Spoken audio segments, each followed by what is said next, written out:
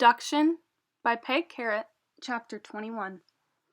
Detective Morrison dreaded this visit. How could she tell Anita Schulter that her daughter was missing?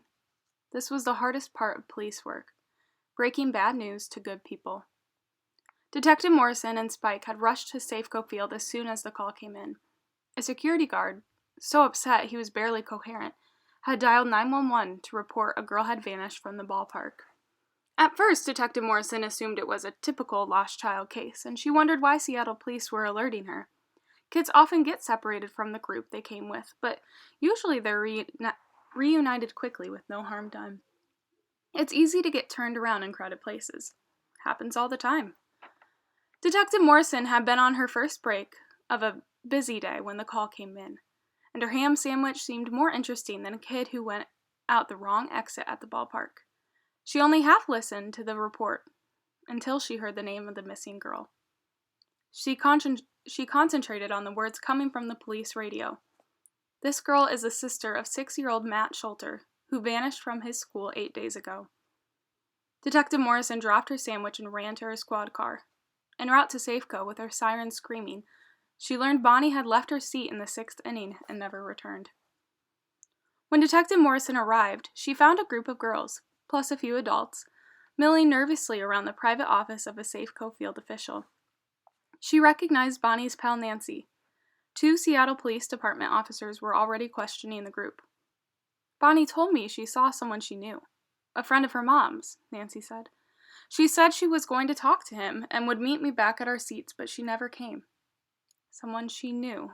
Detective Morrison had wondered all along if the person who took Matt was someone he recognized. A family friend, or a former neighbor. Someone who Matt would go with because he didn't consider the person to be a stranger, as he'd been warned against. Had Bonnie now been lured by the same familiar person? Detective Morrison felt sick to her stomach. Bonnie was a smart, capable girl. She would never willingly leave the ballpark, even with someone she knew, without first telling the people she had come with. It flat out would not happen, which meant Bonnie had left against her will. After questioning Bonnie's team and the chaperones, the 3 police officers left, each with an urgent assignment. Detective Morrison offered to do the worst task of all, inform Bonnie's mother, because she already knew Anita Schulter.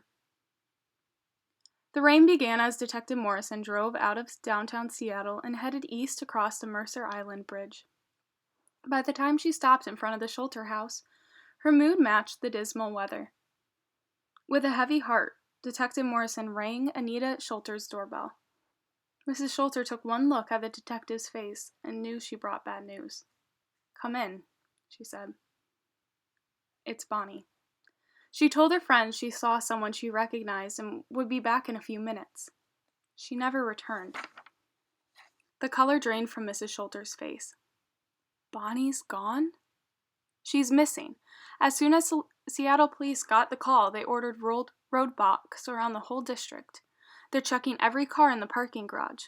Those who parked on the street will be searched before they leave the area." Mrs. Schulter nodded as if she understood, but Detective Morrison knew the woman was too shocked to pay full attention. "Bonnie left the others during the bottom of the 6th inning," Detective Morrison continued. "They didn't report her missing until the game ended, nearly an hour later. Until then, her group thought she was watching the game with the friend she'd seen. They didn't start to worry until the crowd began to thin out. Then they looked for her and realized she wasn't coming back to her original seat." "So Bonnie could have left the area before the roadblocks went up," Mrs. Schulter said. "Correct." "Do you think the same person who took Matt managed to take Bonnie?" "We can't be sure, but it's awfully suspicious. It makes me wonder again if Matt recognized his abductor. If the same person was after Bonnie, he must have followed her to the Mariners game. How could someone have stalked her like that?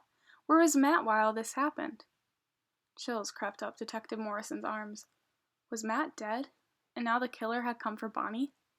Was this revenge on Mrs. Schulter by someone with a twisted mind and an old grudge? "We don't know if Matt is still with his abductor," Detective Morrison said. Then, seeing Mrs. Schulter's stricken look, she added, "The kidnapper could have left Matt locked in somewhere, or had someone guarding him. Or maybe Matt was there. Maybe Bonnie saw him and followed him. Bonnie's grandma, who had listened to us the whole conversation, said, "Perhaps the abductor used Matt as a decoy to get Bonnie to go with him, the same way he used Pookie to trick Matt." "You think Matt was at the ball game, in plain view of thousands of people?" Mrs. Schulter said. "Surely someone would have recognized him. Besides, if he had been out in public, he'd have screamed for help. And if Bonnie had seen him, she would have called the police immediately." Detective Morrison nodded. Mrs. Schulter was right. On the other hand, if Bonnie had not left the ballpark voluntarily, it meant she had been kidnapped. How could that happen to a 13-year-old girl in a crowded baseball stadium? "Bonnie would never have left the game without consulting Mrs. Tagg," Mrs. Schulter said.